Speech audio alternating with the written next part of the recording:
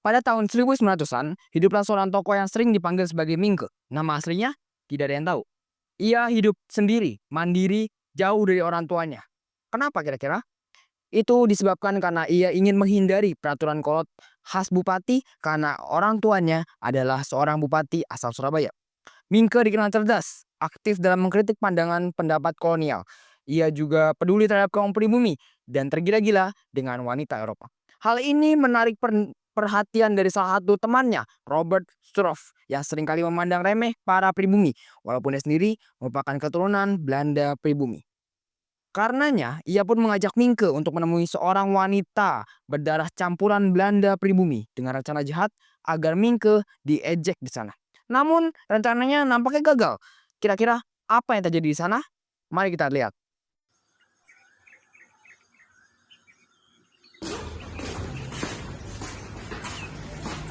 Lucu. Mulai Mat, apa kabar? Baik, Robert, kenalin ini Minke. Minke, kenalin ini Robert. Hanya Minke, tidak ada nama keluarga. Bisa lagi.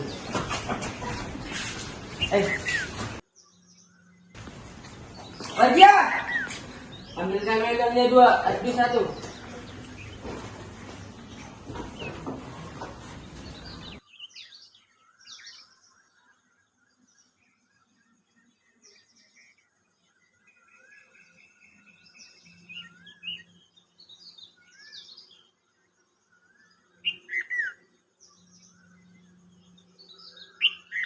Apa yang namanya?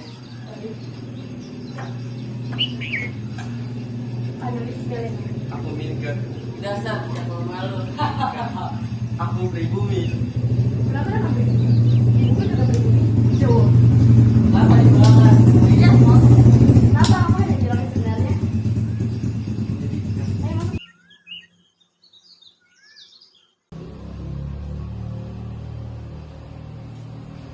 Ini kereta uap ketemuan adat modern. Bunga tulis Belanda. Aku pikir promosinya hanya tahu kincir mendaki. Kebetulan ini sejarah mata pelajaran favoritku. Sekolahmu di? Sama dengan Suro. Itu kesukaan mamaku. Porselin asli. Tadi yang kamu ketahui. Bukan, ini Minke, dia temanku. Minke ini mamaku. Udah kamu ini biasa memanggilku atau kau bisa memanggilku Nyai. Gimana? Kenapa? Kalau kamu rasa segan, kau bisa memanggilku mama seperti analis. Benar, itu lebih enak didengar. Nino, kamu anak bupati. Bukan anak bupati. Anak pati. Bukan juga. Lalu kalau bukan anak bupati dan pati, maka kamu saudara di HBS. Ya sudah, sesukamu. Analis, kamu layani tamu kita dengan baik. Heran, kamu melihat mama berdiri tegak seperti perempuan Eropa. Sebenarnya sebelumnya aku sudah dibuat heran di rumah ini. Kenapa? Nggak nyangka bisa berhadapan sama Dewi secantik ini Kau bilang ku cantik? tanpa tanding. Setelah kejadian itu, Mingke pun diajak berkeliling ke rumah Anles. Mereka saling bercerita tentang banyak hal. Mingke pun bercerita tentang sikap diskriminatif yang ia rasakan selama ia bersekolah di sekolah Belanda. Pembicaraan mereka pun berhenti ketika Mingke tiba-tiba mencium pipi Anles. Anles yang terkejut pun berlari menghampiri mamanya. Hal ini pun membuat Mingke panik. Namun ternyata semua baik-baik saja. Tak ada amarah apapun yang dikhawatirkan oleh Mingke. Pada malam harinya, setelah ia menyantap makan malam, ia pun segera pulang.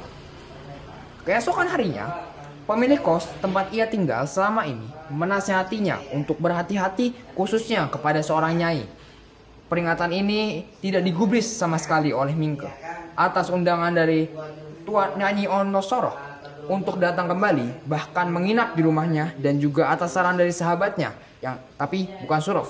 Ia pun memutuskan untuk datang kembali ke rumah Anlis. Kira-kira apakah yang akan terjadi di sana?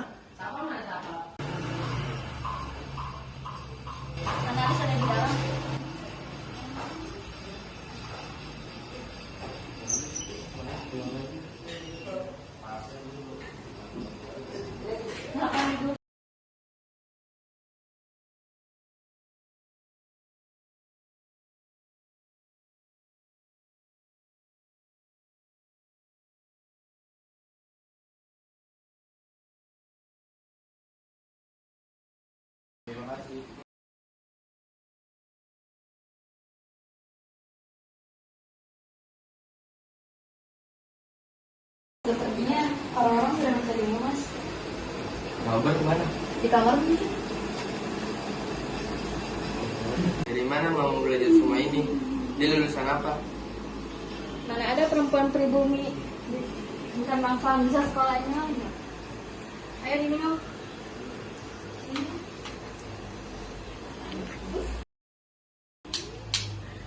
Jadi mama belajar semua ini sendiri. Kenapa tidak? Hidup bisa memberi segalanya apa yang mau kita dapat.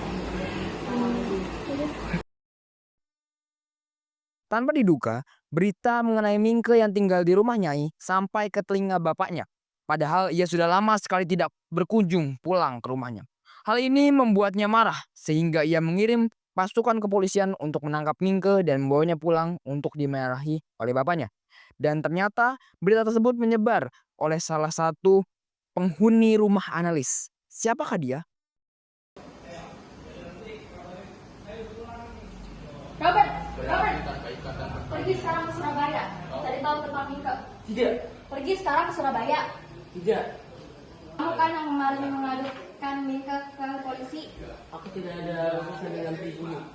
Kamu nih ya, kamu separuh darah pribumi. Kamu tidak pantas menghina pribumi. Atas buat apa dari Eropaku? Oh, kalau gitu kau dengar ya, aku mamamu pribumi dan aku meminta darah pribumimu. Sekarang pergi ke kantor polisi. Nakrak aja. Pergi lah. Setelah Mingke sampai di rumahnya, ia langsung dimarahi habis-habisan oleh bapaknya.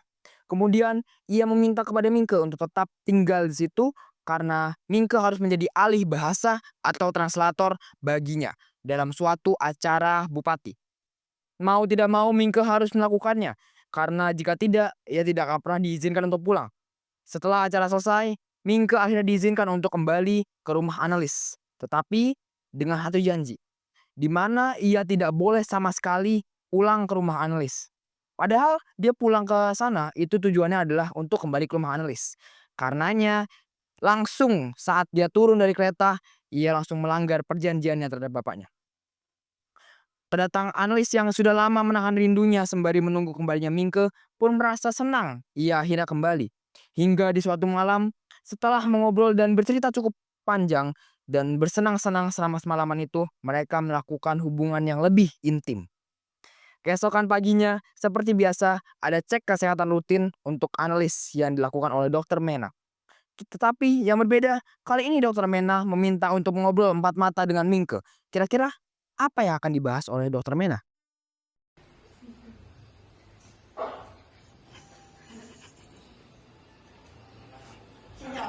Sinyal, Saya telat dokter.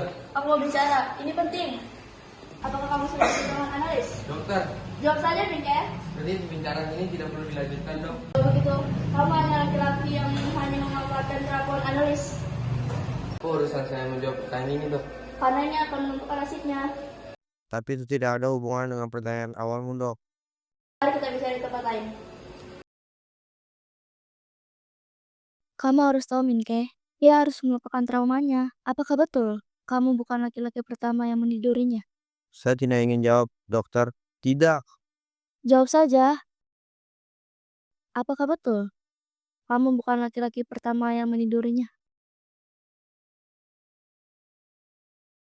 Mereka atau dia? Dia. Orang baik atau orang buruk? Saya tidak punya hak untuk menilai, dokter. Baiklah, siapa? Saya tidak mau jawab. Tidak. Siapa, Minke? Stop, dokter. Katakan saja. Tidak, dokter. Siapa dia? Katakan saja. Robert. Robert yang pertama. Celaka keluarga ini. Celaka! Setelah kejadian tersebut, trauma yang selama ini dimiliki analis pun berangsur-angsur menghilang.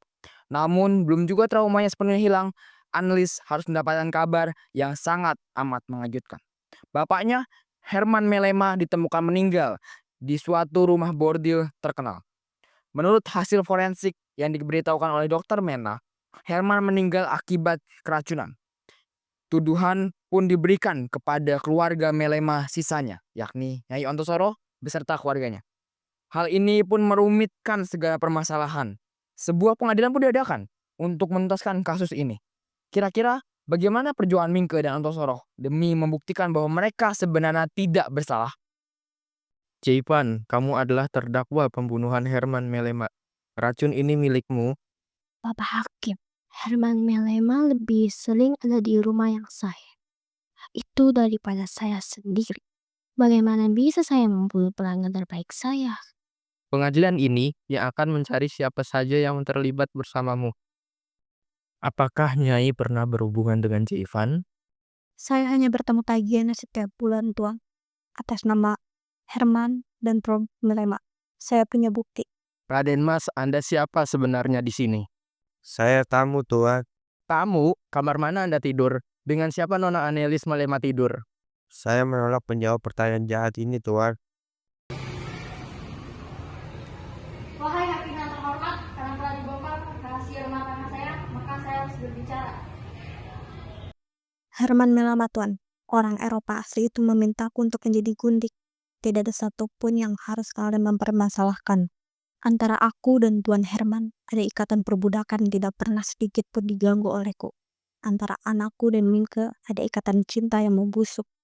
Apakah perbudakan Eropa jauh lebih benar daripada ikatan cinta yang busuk? Karena Anelis Melema itu Indo, lebih tinggi statusnya daripada Nyai. Saya ibunya. Saya membesarkan tanpa bantuan kalian sedikit pun. Semua uang emang kau yang ngatur. Benar, Tuan. Berarti tanpa ikatan perkawinan yang sah, kau orang yang paling diuntungkan dengan kasus kematian Herman Melema. Benar kan? Siapa yang menjadikan saya gundik, Tuan? Siapa? Siapa yang menjadikan saya Nyai? Robert bayar lebih mahal dari Herman karena cuma main dengan kamu saja. Jawab. Seorang pelacur hanya melayani majikannya yang membayar mahal. Saya melayani banyak pemuda, Hakim. Betul, kau memberi sipilis kepada Robert Melema. Jawab. Bukan cuma spilis yang aku berikan kepada anaknya. Bapaknya pun aku berikan racun. Hahaha. Siapa yang memberi racun padamu?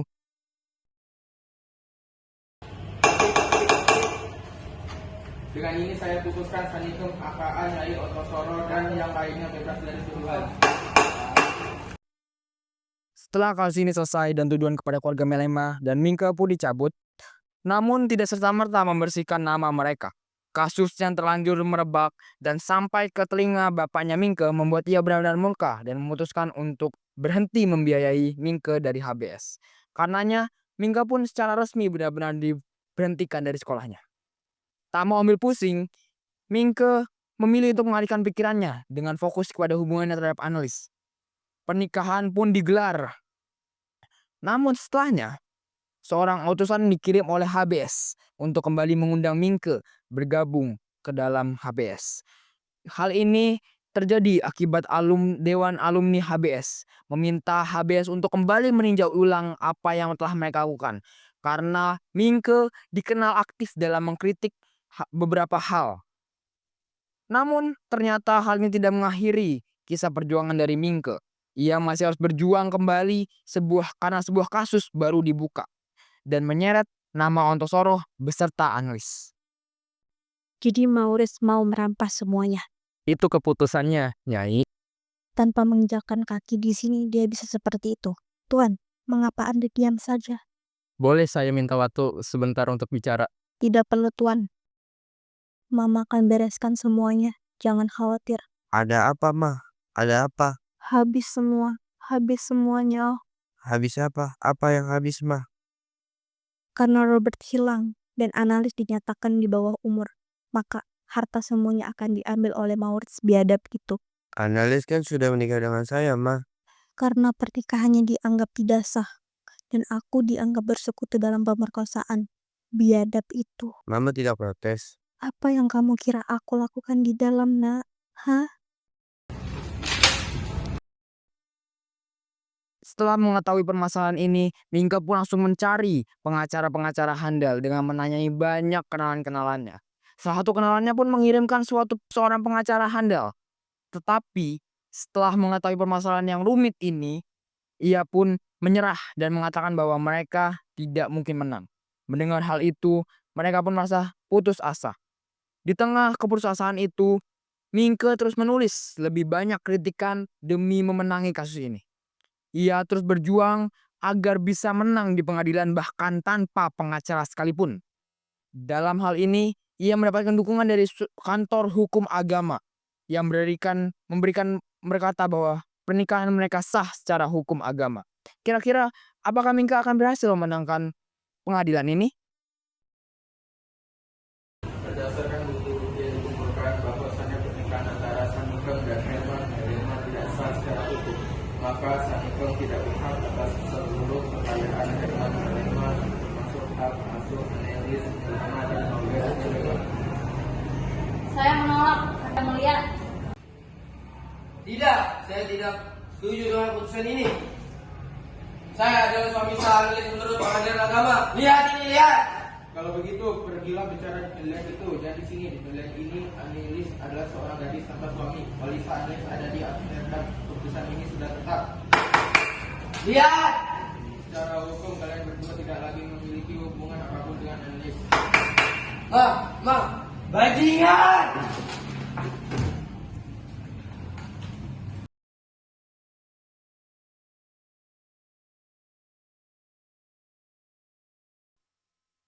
Harapan satu-satunya yang bisa mereka lakukan untuk mempertahankan Annelies pupus sudah.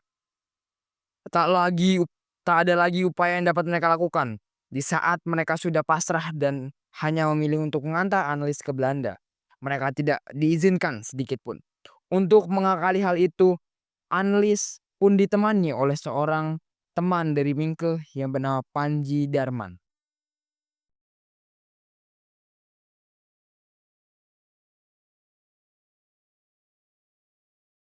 Apa yang kau lakukan di sini? Di mana Nona Melema? Keluar! Saya mohon jangan mempersulit tugas saya. Di mana Nona Melema? Nyonya Melema, bukan Nona Melema.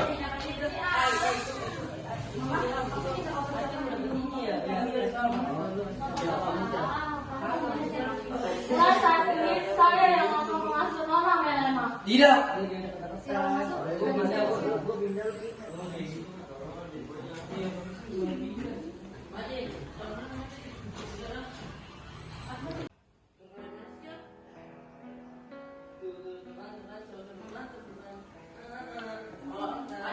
Aku pergi dengan koper mama ya. Kenangan ini harus dibawa jauh, tidak boleh lagi memberati mama. Sama seperti mama, aku tidak akan lagi kembali ke rumah ini. Pernah berhenti membela Muna? Sudah ma, aku punya satu pernikahan. Menikahlah lagi dan berikan aku seorang adik yang manis. Dia akan terlalu manis dan tidak akan menyusahkan seperti anakku yang indah ini. Waktunya tinggal sebentar lagi. Kak, kita kan pernah bahagia. Tenang aja ya, jangan yang lain. Pegang. Mari sayang.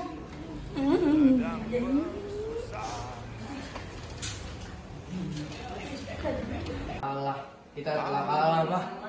Kita sudah melawan sebaik-baiknya hormat-hormatnya. Mas intannya terkenang, hutan gunung sawah